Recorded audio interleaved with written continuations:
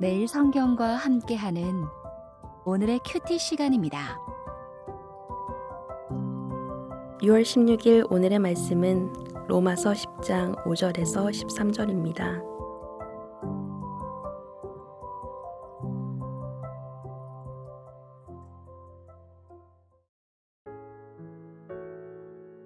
모세가 기록하되 율법으로 말미암는 의를 행하는 사람은 그 이로 살리라 하였거니와 믿음으로 말미암는 의는 이같이 말하되 내 마음에 누가 하늘에 올라가겠느냐 하지 말라 하니 올라가겠느냐 함은 그리스도를 모셔 내리려는 것이요 혹은 누가 무저갱에 내려가겠느냐 하지 말라 하니 내려가겠느냐 함은 그리스도를 죽은 자 가운데서 모셔 올리려는 것이라.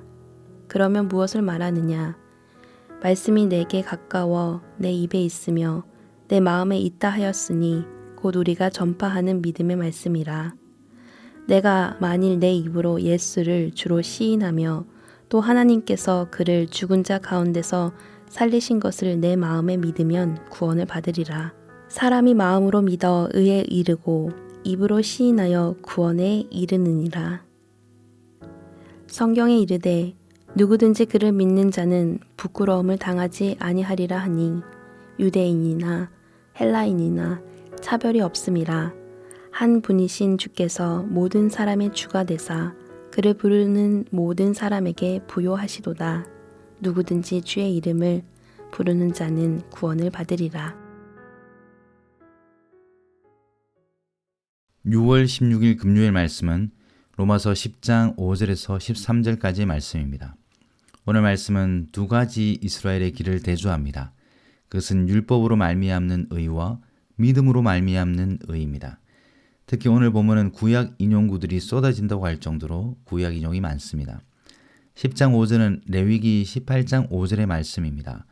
원래 문맥에서는 언약 관계 안에서 율법의 계명에 순종해 긍정적인 면을 의도했지만 유대인들에 의해 율법주의로 왜곡되어 널리 해석된 듯합니다. 바울은 그래서 레위기 18장 5절의 말씀, 율법으로 말미암는 의를 행하는 사람은 그 의로 살리라 라는 말씀을 부정적인 맥락에서 인용합니다.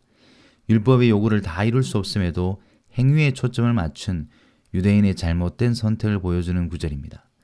반면 6절부터 8절의 말씀은 신명기 30장의 말씀들을 인용하면서 설명합니다. 원래의 신명기 문맥과는 조금 다르게 바울은 그리스도 사건으로 재해석하고 있습니다. 하지만 모세와 바울이 말하는 일치점은 분명합니다. 그것은 8절의 말씀처럼 이제 말씀이 그들 가까이 있다라는 겁니다. 멀지 않다는 겁니다. 모세와 광야의 백성들에게는 그것은 하나님의 명령이고 계명들이었습니다. 주어진 명령이 백성들의 입과 마음에 있으니 그 명령을 받기 위해 하늘로 올라가거나 바다로 갈 필요가 없다라는 겁니다.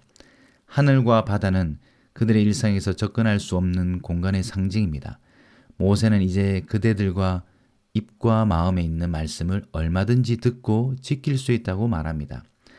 분명한 것은 신명기 문맥에서는 입술의 고백과 마음의 믿음보다 이제 주의 명령이 가까이 있으니 듣고 순종하라는 것에 강조점이 있습니다. 바울은 이 메시지를 그리스도의 십자가와 부활 사건으로 재해석해서 적용합니다.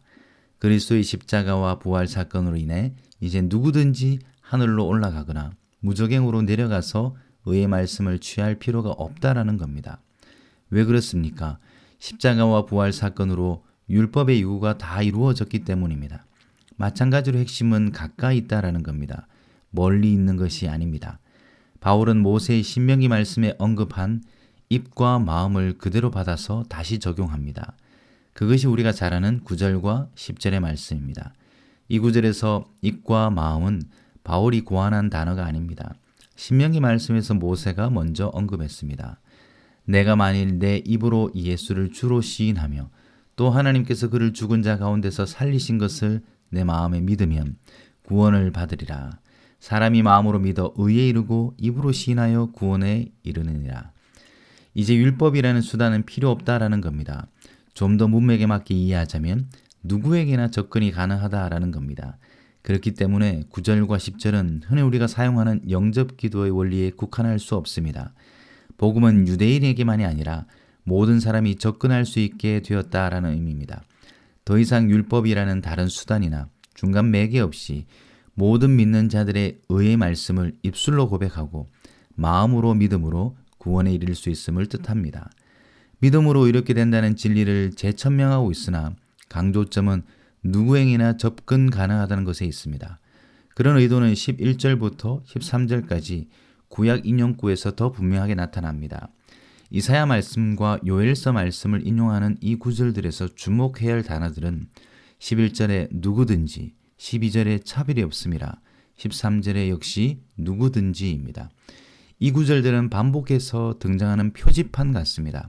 그 표지판은 복음은 모든 사람에게 차별 없이 접근 가능이라고 써 있습니다. 누구든지 그를 믿는 자는 부끄러움을 당하지 않습니다. 유대인이나 헬라인이나 차별이 없습니다. 한 분이신 주께서 모든 사람의 주가 되십니다. 누구든지 주의 이름을 부르는 자는 구원을 받습니다. 반복해서 말하면 이 구절들은 한 목소리로 유대인, 이방인 모두에게 믿음으로 이르는 구원의 길이 열려 있다라고 말합니다. 율법으로 말미암는 의는 불가능한 장벽을 만듭니다. 하지만 믿음으로 말미암는 의는 누구에게나 열려 있습니다.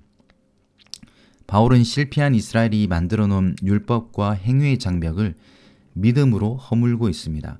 이 말씀들은 에베소서의 말씀을 생각나게 합니다. 이제는 전에 멀리 있던 너희가 그리스도 예수 안에서 그리스도의 피로 가까워졌느니라. 그는 우리의 화평이신지라.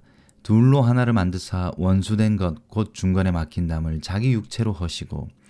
오늘 말씀은 우리가 가지고 있는 복음이 닫혀 있는가 열려 있는가 라고 질문합니다. 우리의 교회와 공동체는 얼마나 타자에게 가까이 있습니까? 우리가 전하는 복음은 이웃들에게 얼마나 접근 가능이라는 편말을 보여주고 있습니까? 라고 질문합니다. 입으로 시인하고 마음으로 믿어 이른다는 구절을 암송하기만 한다면 구원에 이르는 건가요? 복음이 주술이 되고 입술의 고백으로만 그치는 가벼운 신앙 고백으로 전락하진 않을지 염려도 됩니다. 오히려 이 고백이 진정성을 가지려면 우리가 전하는 복음이 누구에게나 차별이 없어야 하지 않을까요? 교회의 문턱이 더 낮아져야 되지 않을까요?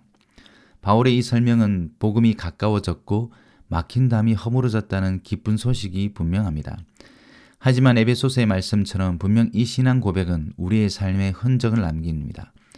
그리스도께서 우리가 만들어 놓은 율법들을 무너뜨린 흔적들이 있을 때 그 신앙 고백은 진정성을 가질 겁니다.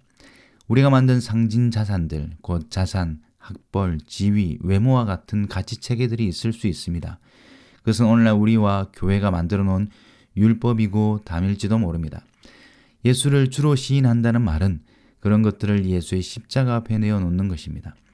그것 때문에 서로에게 막혀있던 담을 주님이 허무시도록 간구하는 것입니다. 그래서 예수 외에 다른 것들에 무릎 꿇지 않고 다른 것들이 우리를 지배하지 못하는 자유로운 사람이 되는 것입니다. 하나님께서 그리스도를 죽은 자 가운데서 살리심을 믿는다라는 것은 그런 일이 우리의 삶에서 실제로 일어나는 것입니다. 그것이 부활의 능력입니다. 그때 구원은 우리 가운데 실제가 될 것입니다. 만일 그렇지 못하다면 누구든지 주의 이름을 부르는 자는 구원을 받으리라 라는 말은 그냥 교회 안에 갇혀있는 무력한 경구가 될 뿐입니다. 함께 기도하겠습니다. 하나님 감사합니다. 오늘도 말씀 앞에 세워주시니 감사합니다. 우리에게 허락하신 구원이 하늘이나 바다나 땅 아래 있지 않고 우리 가까이 있음에 감사합니다. 이제 믿음으로 의에 이르는 복음을 전하고 누리게 해주시옵소서. 닫혀있고 막혀있는 교회가 되지 않게 하시고 누구든지 주의 이름을 부르는 자와 함께하는 교회가 되게 하여 주시옵소서.